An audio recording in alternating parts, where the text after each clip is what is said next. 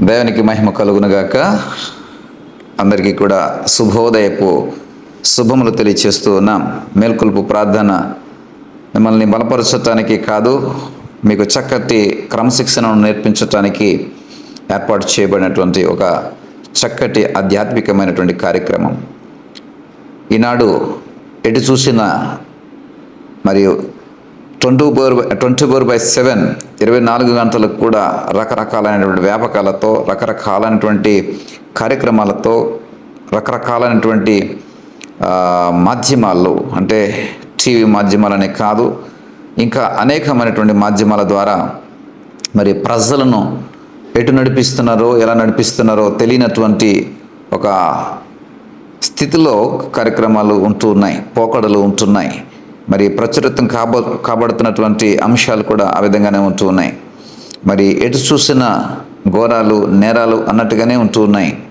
ఇంకా ఆ యొక్క సినిమా సంబంధించినటువంటి క్లిప్పింగ్స్, సినిమా సంబంధించినటువంటి పాటలు, లేకుంటే డైలాగ్స్, రెచ్చగొట్టే మాటలు, ఒక వర్గాన్ని బలపరిచే మాటలు, ఈ విధంగా చూస్తే కనుక ఎటు చూసినా, ఎక్కడ చూసినా మరి మనసులను తయారు చేసే స్థితి లేదు.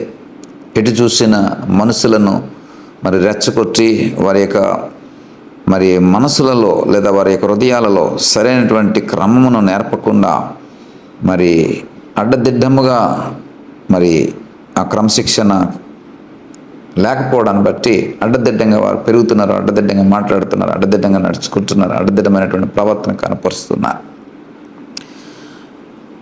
ఈ మేల్కొల్పు ప్రార్థన బట్టి మీకు ఒక క్రమశిక్షణ ఏర్పరచబడాలి. ఉదయముననే దేవుడి దగ్గరికి మిమ్మల్ని తీసుకుని వచ్చినప్పుడు, ఈ వాక్యం ద్వారా దేవుడి దగ్గరికి వచ్చినప్పుడు ఆ కొద్ది నిమిషాలు, 5 నుండి 10 నిమిషాలు కొద్ది అటెన్షన్ని, కొంచెం విధేయతను, కొంచెం వినయాన్ని మీరు కలిగి ఉంటారని ఖచ్చితంగా నేను భావిస్తున్నాను. ఎందుకంటే దేవుని యొక్క వాక్యం వినేటప్పుడు ఆ యొక్క విధేయత లేదా వినయం అనేది ఖచ్చితంగా మనం కనపరచాలి. ఎందుకంటే సర్వోన్నతిని ఎదుట కుప్పిగంతులు, సర్వోన్నతిని ఎదుట మన ఇష్టానుసారమైనటువంటి పనులు చేసుకుంటూ ఒక చెవి వాక్యానికి పడేసి మిగతా పనులు చేసుకుంటూ ఉండడం అనేది అంగీకారము కాదు. ఎందుకంటే అది మరి సరైనటువంటి క్రమము కాదు. సర్వోన్నతుడు, సర్వసృష్టికర్త, మహోన్నతుడు అయిన సర్వశక్తివంతుడైనటువంటి ఆయన ఎదుట ఈ విధంగా ప్రవర్తించడం అనేది మర్యాదగా అనిపించుకోదు. కాబట్టి మర్యాద కలిగిన వారు ఖచ్చితంగా ఈ కొద్ది నిమిషాలు వినయాన్ని కలిగి ఉంటారు. ఇలాంటి వినయాన్ని నువ్వు దేవుని ఎదుట కలిగి ఉంటే గనక జెఫన్యా గ్రంథము 2వ అధ్యాయం 3వ వచనంలో రాయబడింది ఏంటంటే, ఉగ్రత దినమున మీరు దాచబడుదురు. వినయము కలిగిన వారే మీరు ఉంటే గనక, దేవుని ఎదుట వినయము కలిగిన వారే ఉంటే గనక ఉగ్రత దినమందు మీరు దాచబడతారు. ఈ ఉగ్రతలు, రకరకాలైనటువంటి ఉగ్రతలు మనం చూస్తూ ఉన్నాం. మరి అనేక వ్యాధుల రూపంలో ఉగ్రతలు మనుషుల మీద దాడి చేస్తున్నాయి. భూకంపాలు లాంటి అనేక ఉగ్రతలు మరి మానవ జాతి మీద దాడి చేస్తూ ఉన్నాయి. యుద్ధాలు, ఎక్కడ చూసినా యుద్ధ వాతావరణం, దేశానికి మధ్యన సఖ్యత లేనటువంటి పరిస్థితుల మధ్యలో యుద్ధాలు ఎప్పుడు జరుగుతూనే ఉంటున్నాయి. ఇవన్నీ కూడా ఒక విధమైనటువంటి తీవ్ర ఉగ్రతను కలుగజేస్తూ ఉంటాయి.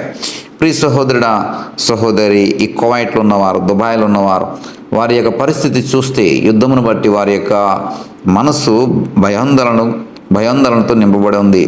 మాకు తెలిసినటువంటి ఒక కుటుంబము, వారు మాకు రోజు మెసేజ్లు పెడుతూ ఉన్నారు. మాకు ఆ బాంబుల చప్పుడు వినిపిస్తుంది, ఆ యొక్క మరి ఆ తుపాకులు, పిరంగుల యొక్క శబ్దాలు మమ్మల్ని భయపెడుతున్నాయి. మేము ఇళ్లలో నుంచి బయటికి రాలేని పరిస్థితుల్లో మేమున్నాం, మా కొరకు ప్రార్థన చేయండి అని. అంటే ఎంతటి భయాందోళన, ఎంతటి ఉగ్రత అక్కడ వారు చూస్తూ ఉన్నారో చూడండి. అయితే దేవుని పట్ల ఎవరైతే విధేయత కలిగి ఉంటారో, ఎవరైతే వినయం కలిగి ఉంటారో, వారు అలాంటి సమయంలో ఖచ్చితంగా భద్రపరచబడతారు, ఖచ్చితంగా దాచబడతారు, ఖచ్చితంగా వారికి సంరక్షణ దేవుడు అనుగ్రహిస్తాడు. ప్రియ సహోదరుడా, సహోదరి, అందుకననే ఈ మేల్కొల్పు ప్రార్థన ద్వారా ప్రతి ఉదయం మేము ముందుకు వస్తూ ఉన్నాం. ఎందుకంటే దేవుని దగ్గరికి వచ్చిన కొద్ది నిమిషాలైనా వినయము కలిగిన వారే వినయ ప్రవర్తనను నేర్చుకుంటారని, విధేయత కలిగిన వారే విధేయత ప్రవర్తన నేర్చుకుంటారని, ఆ కొద్ది నిమిషాలు మరి దేవుని యొక్క వాక్యము కొరకు మీ చెవులను అటెన్షన్గా మరి వాక్యం వైపు నిలుపుతారని, అలాగే మీ చూపును వాక్యం వైపు దీర్ఘమైనటువంటి స్థితిలో మరి ఆ యొక్క మాటలు వినడానికి ఆ నేత్రాలను నిలుపుతారనే ఉద్దేశంతో ఈ క్రమశిక్షణ, ఈ వినయముతో కూడిన క్రమశిక్షణ, విధేయతతో కూడిన క్రమశిక్షణ మరి ఉగ్రత దినమందు నిన్ను తప్పిస్తుంది, ఉగ్రత దినమందు నిన్ను దేవుడు నిన్ను దాచిపెట్టే విధంగా ఉంచుతుంది. కాబట్టి ప్రియ సహోదరుడా, ఇందులో ఒక ఉద్దేశము, ఒక చక్కటి క్రమశిక్షణ, ఒక మర్యాద, రాబోయే భవిష్యత్తు కొరకై ప్రమాదాల నుండి నివారించడం కొరకు ఈ మేల్కొల్పు ప్రార్థన, ఆ ప్రమాదాల నుండి తప్పించబడడం కొరకు ఈ మేల్కొల్పు ప్రార్థన, ఈ విధంగా ఏటు చూసినా నీకు మేలు చేయడం కోసమే మేల్కొల్పు ప్రార్థన. ఇకనైనా మేల్కొని, ఇకనైనా నీ ముసుగు తీసి, ఇకనైనా దేవుని యొక్క మాట ఉదయమునే వినడానికి, దేవుని సన్నిధికి వినయముతోనూ విధేయతతోనూ వచ్చుటకును ప్రయాసపడమని, నీ క్రమములో, క్రమశిక్షణలో, నీ మర్యాదలో ఇది భాగముగా మార్చుకునమని ప్రభు అయిన యేసుక్రీస్తు వారి యొక్క శ్రేష్టమైన నామాన్ని బట్టి మిమ్మల్ని బ్రతిమాలుకొనిచున్నాను. కనులు మూసుకున్నట్లయితే నీకోసం నేను ప్రార్థన చేస్తాను. దయగల తండ్రి, కృప కలిగిన దేవా, ఉదయముననే మీ సన్నిధికి వచ్చుట ద్వారా ఇదిగో ప్రభా, మేము విధేయత కలిగిన వారంగా, వినయం కలిగిన వారంగా ఉంటాం. ఇదిగో ప్రభా, విధేయత వినయం అనేది ఉగ్రత దినమందు మమ్మల్ని దాచి ఉంచటానికి, ఉగ్రత దినమందు మమ్మల్ని భద్రపరచడానికి, ఉగ్రత దినమందు మమ్మల్ని సంరక్షించడానికి ఎంతో సహాయపడుతుందని నీ లేఖనాల ద్వారా మేము ధ్యానించి ఉన్నాం. దేవా, ఇదిగో నీ వాక్యము ద్వారా ఎవరైతే ప్రభా క్రమశిక్షణను, మర్యాదను, వినయమును కలిగి ఉండడానికి సిద్ధపడుతున్నారో, ఇదిగో ప్రభా అందరి జీవితాలను చేతులకు అప్పగిస్తున్నాం. ఉగ్రత దినమందు, కష్టకాలమందు, శ్రమకాలమందు, ప్రమాద సమయములలో ఇదిగో నన్ను వారిని దాచి ఉంచండి, నీ మేలుతో నింపండి.